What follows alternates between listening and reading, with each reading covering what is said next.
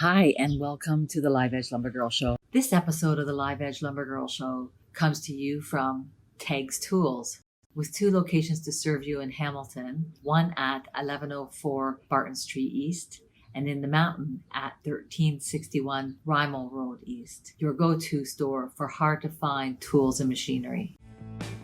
And now for something a little different. Ethan of Stockroom Supply actually invents tools to help woodworkers.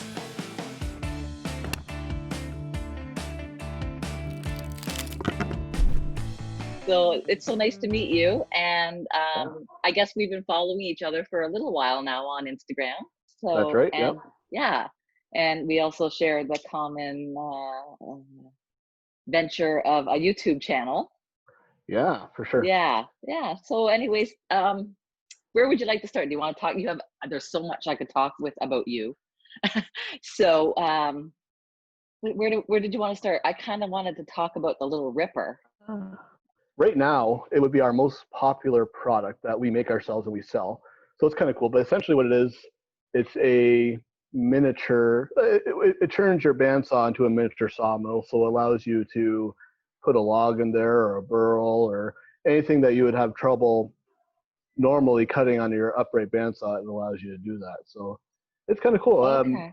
Yeah, we designed it, or my dad designed it probably almost 10 years ago now. But it's just been recently, the past couple of years, that it's become so popular, which is interesting. So right. Yeah. Well, because of the Live Edge thing, yeah. I think that has a lot to do with it. Yeah. So just to elaborate a bit for the listeners, Ethan's family is sells tools, but he also invents that tools, which I think is really unique. And for the listeners who follow along with me, definitely I think that little ripper is a pretty cool tool. So you actually attach it to your own bandsaw? Exactly. So whatever bandsaw you have, whether you have a Delta or a Rikon or a Laguna or whatever, it will fit on your bandsaw on the table. And it's just much like your bandsaw fence would be, where you can slide it along the table. This will slide along and allow you to resaw a log. So you could take veneer slices off a log if you wanted, or you could just size it up into some 2-inch chunks and then go from there. Right. Is there a limit on size of? Yeah, like it'll do not nearly as big as a real sawmill, but like the basic kit, you can do 2 feet long by 7 inches tall. But with a height extension, you can go up to 14. And then with length extensions, we have one package that'll do up to 8 feet, which is pretty big. Yeah. So you can do some decent sized stuff with it. Okay. So you can't cut a great big slab? No, obviously, but you could do some charcuterie board stock, say, if you wanted. Yeah, for sure. Okay.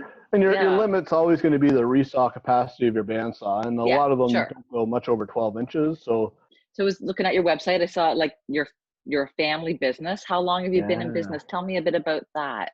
Well, my mom and my dad started way back. Actually, our name is Stockroom Supply. So my dad started out, and my mom, buying truckloads of sandpaper. Like this was like surplus sandpaper. So originally they were going to call the business Stockroom Surplus, but they changed that. So anyways, that's how they started, buying truckloads of sandpaper, going to flea markets and just selling it off. So they did that for a number of years, and eventually got kind of connected to Klingspor sandpaper. So we still are one of the biggest dealers of Klingspor paper. But what was happening was we were selling drum sander rolls. So I'm sure you're familiar with a regular drum sander where you got the drums on top, power feed on the bottom. The issue that people were having they thought it was with the sandpaper, but they were having trouble with that paper loading up really easy. And they were going back to my parents like, yeah, this sandpaper that you sold us, it's loading up really easy. Is there something wrong with it? And when my dad's like, well, actually, it's actually an issue with that sander. The way it's designed, you put a lot of pressure on that paper, makes a lot of heat, and it loads it. It's just the nature of the machine. So after hearing this from a few people, he said, well, I know what I'm going to do is I'm just going to design a better or a different drum sander that you don't have this issue. Well, a couple things. Drum sanders, one, very expensive, and two, then they had this issue with the sandpaper loading up. So that's where our very first product, the drum sander, came out with, the Flatmaster, we call it now. So yeah. So that's just kind of how. So basically, that's how we got our start. That was back in the 90s. So since then, we've designed a bunch of products. So one would be the sanding mop, the Flatmaster, the little ripper and round ripper for cutting bowl blanks. More recently, the simple circle cutter. So that's really good for the folks that are doing like plywood circles for circle signs and things like that.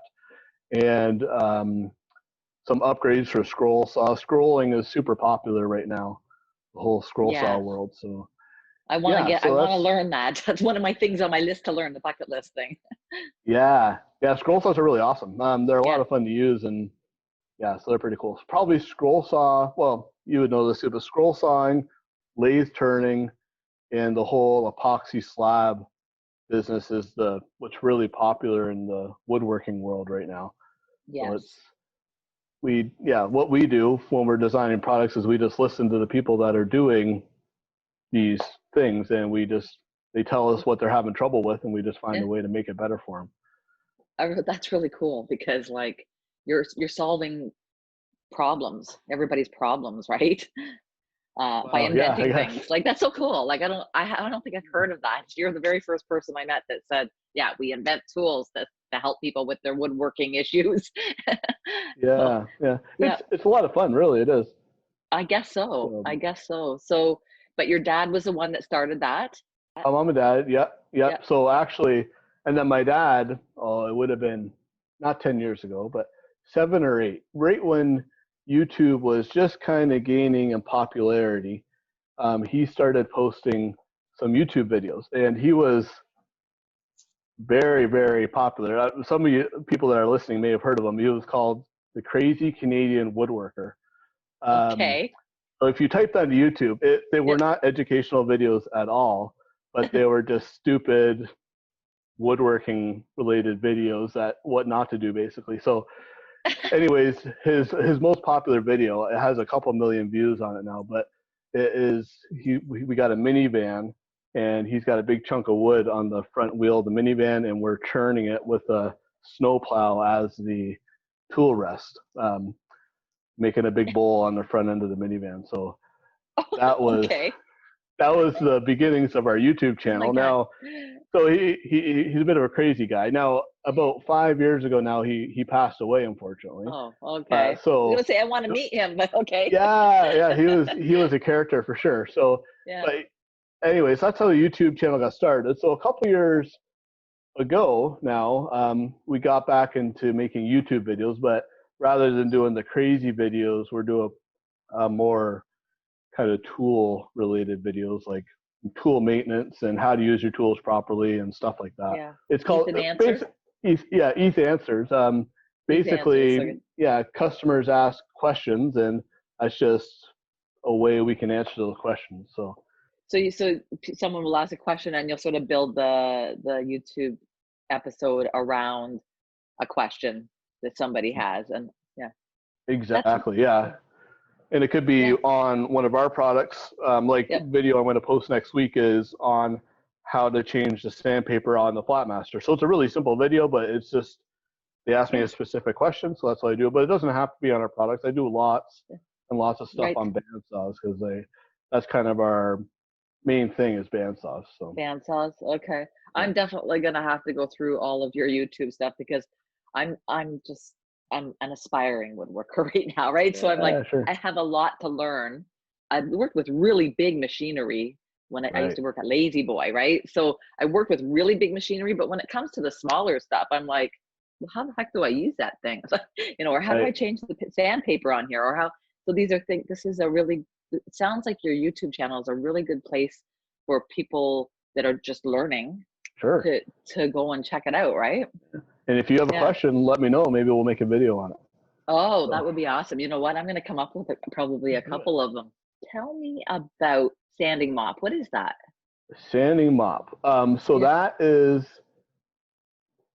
kind of like what it sounds like. It's a sander that goes on a drill press or a cordless drill or something like that. Yeah. And it has a whole bunch of little fingers that come out of the end. It's a cloth back paper, so it's very, very flexible. So it's designed to, like, if we're talking live edge stuff, it's designed to sand the edge of the board once the bark's been removed, not remove any of the detail, but then sand it. So kind of a cool thing.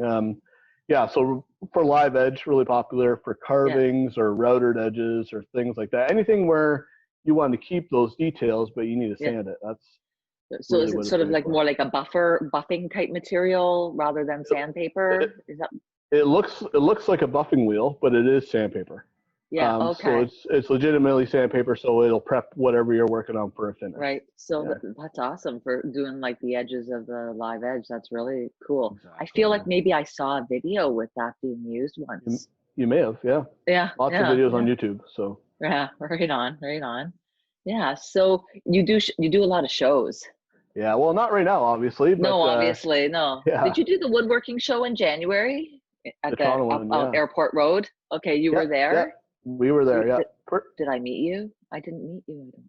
It's possible. I was crazy busy all weekend. Though, I guess so. I was demonstrating the Little Ripper and other stuff on the bandsaw all weekend. So, but yeah, we do every show in Canada. There's not that many now. Well, there's going to be the virtual show coming up. I don't know if you've heard about that. That's going to be pretty exciting. It's a virtual woodworking show? Yeah, so Canada-wide. So same promoter that did the Toronto Wood Show in February. Yes. It's going to be, I think, November 6th, 7th, 8th. But it's totally free to the public. So I think they're giving away, I forget now, a whole bunch of tickets, like 25,000 tickets or something for free. And once those are gone, then you had to pay to get in. But basically, it's going to be companies like us, like whatever, Rycon or DeWalt or all those companies will have booths in the show. And you can, like we're doing right now, there's going to be live demonstrations via kind of like a Zoom platform all on the show. So it'll be really interesting. And then they'll have seminars and all that sort of stuff. So that's happening in November. What's it called? Is it called the Woodworking Show, or do you know where to find the? I think they're calling it the Virtual Wood Show or something like that. Yeah. But yeah, before the whole pandemic thing, like we used to do, there was a time where I would go to about 30 shows a year, which is crazy. That is. Yeah, so a lot of traveling. I guess so. But, yeah, mostly in the States. Spent a lot of time down in the States, and so I don't mind this little reprieve of being able to stay home. Yeah, you're not the first person to say that about how the slowing down it forced everybody to sort of like slow down and say, hey, and it's like, oh gee, I actually can reclaim a little piece of my time and refocus, right? And it really makes you realize how much you can do not traveling, like even virtually like this, like what we're able to do that you never would have necessarily tried before, but it forces you to do it. Well, that's what this whole Live Edge LumberGirl show that came from COVID, right? That's where it came from. Yeah. Tell me about how, when COVID came in, I guess you weren't considered essential at the time, right? So you had to shut right down, did you? Well, it was interesting because we're mail order based, so the vast majority, and then we're also a family business. So basically, me, my mom, and my sister. So while our showroom all closed down, we were still able to take care of our mail order customers and all that sort of stuff. So the first couple months, it really did slow down quite a bit, other than we were selling a crazy amount of N100 masks. They were going like crazy, as you can imagine. Right, of course, yeah.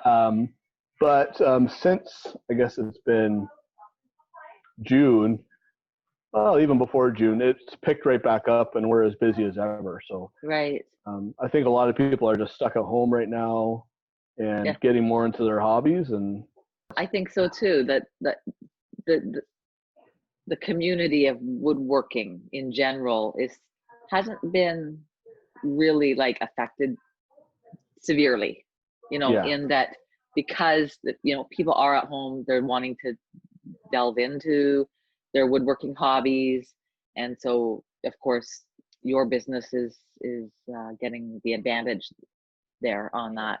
Yeah, just like Yeah. the wood suppliers that I've been interviewing, and that they say the same thing. It's like people are at home, they want to buy wood and work on it at home because they can't go anywhere anyways, right?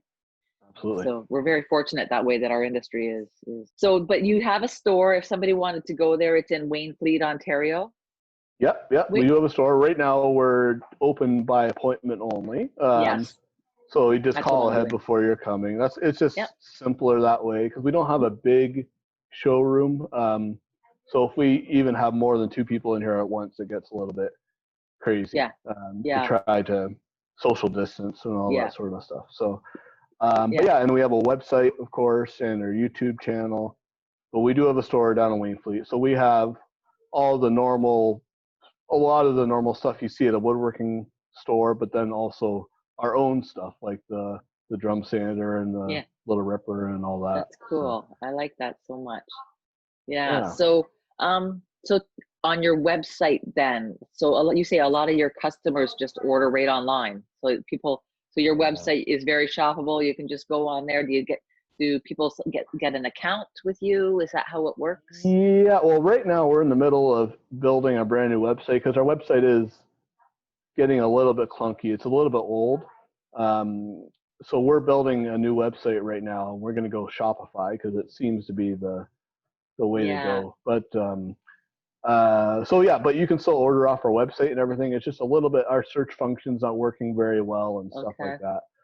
Right. Well, if somebody has a problem, they can always just call, right? And say, hey, I want to place this order, but I'm having troubles, right? Okay, right on. Yeah. So do you do your own website or you have someone else doing it for you? We do our own website. So we're building everything from scratch right now. Yeah, you're going right Everything nowadays is really user-friendly. So. It is.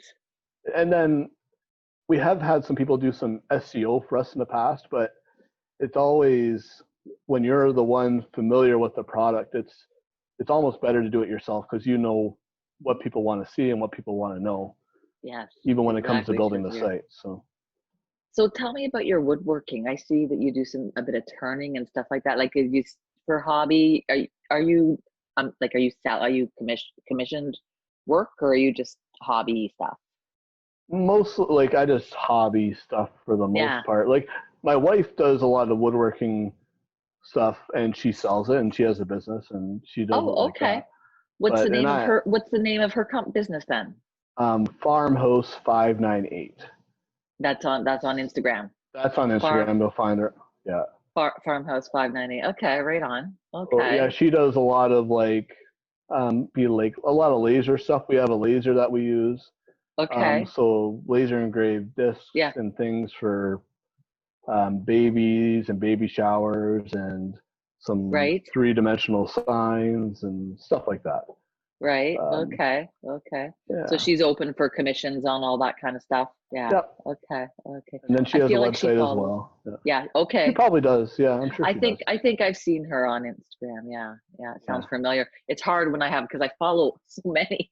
I think I'm following 1,800 people, and it's hard to keep up with everybody. But when I see stuff and I love what they're doing, so I'm gonna follow them. It's and then maybe I won't see them again. I don't know. Right. So, what was your most recent project that you did? It was a small little, I guess it'd be called a cheese board that I made out of red oak, and then I engraved it with the wedding anniversary on there. Oh, nice. Okay. So that was probably the most recent thing. That was a few weeks ago now, but yeah. Was and then any I've other done projects?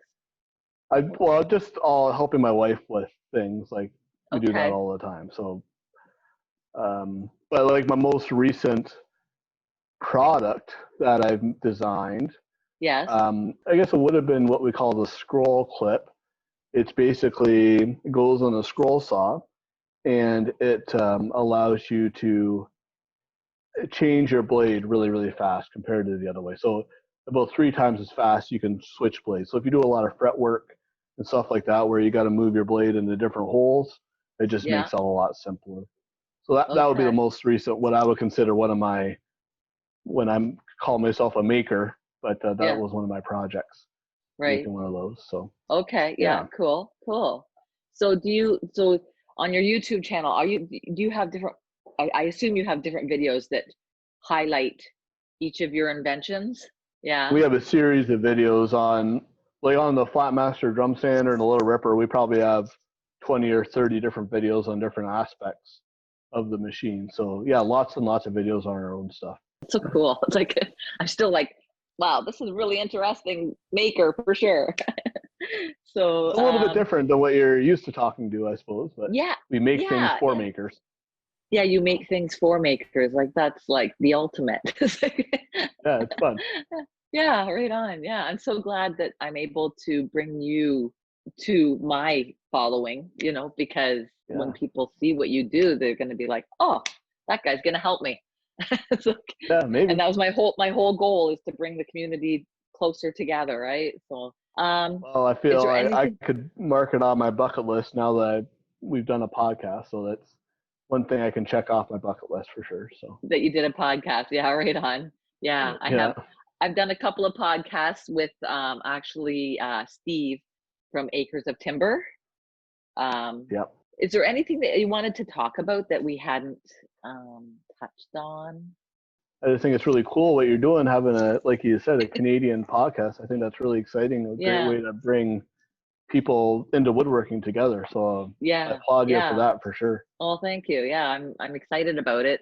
Definitely very excited. It's been a bit nerve-wracking though, like doing a YouTube channel. Like kudos to everybody who does it, because for all the takes, and all the trying to make it enjoyable so that people actually want to watch it. It's a lot of work. It's a lot more work than I realized, because when I started this, I actually started it in like around March, April, maybe May.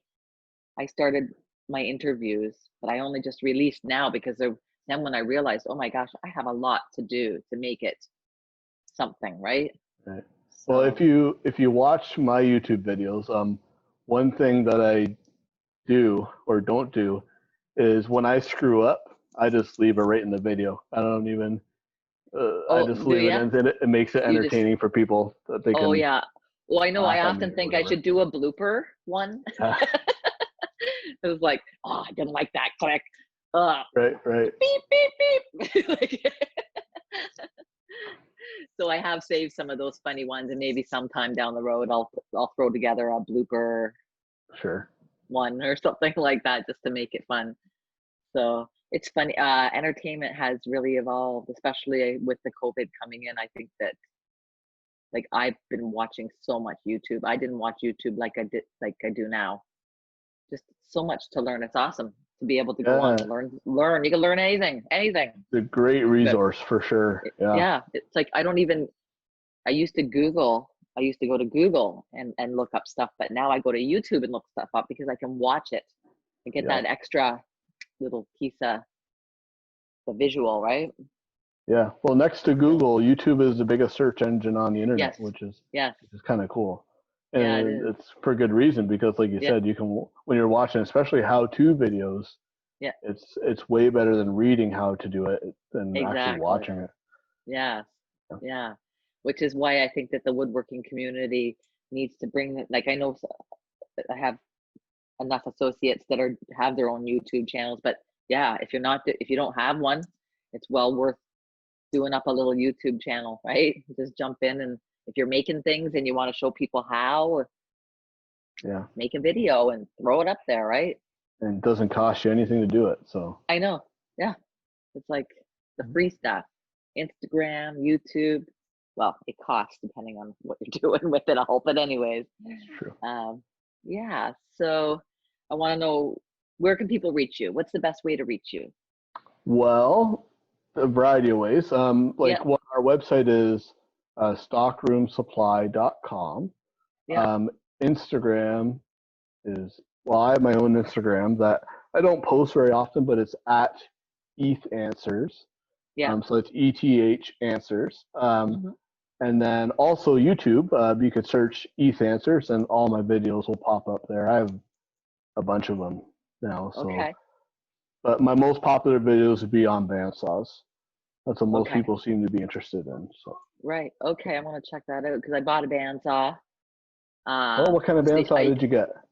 Actually, I bought it and threw it in the corner. I haven't done anything with it yet, but this over the next couple of weeks, I'm doing a whole set, trying to get things finished setting up in my shop because I kind of went overboard and I bought everything. I bought a scroll saw, I bought a sander, drum sander. I bought a dust collecting system. I bought a jointer. I just all used stuff, right, just to get me started, and we'll see where it goes, right? But I'm gonna have everything. I'm like the chick with the shop that every guy dreams of.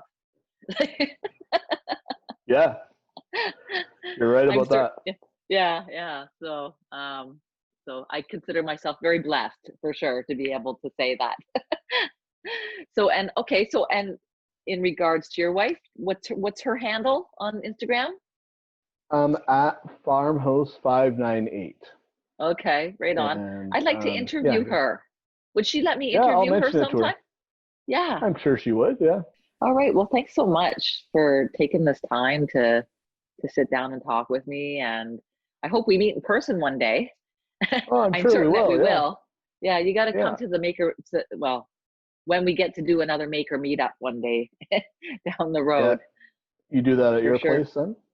I want to do one at my place. I actually had a total plan that I was going to do it in May. Yeah. And I started planning it like back before COVID came in, right? And then I wanted to get like I wanted to bring in like all the big suppliers and all the makers and all this stuff, like, because I have a nice big yard. I can fit 50 people in my yard easily. And so that's all on hold. But eventually, I want everybody to come.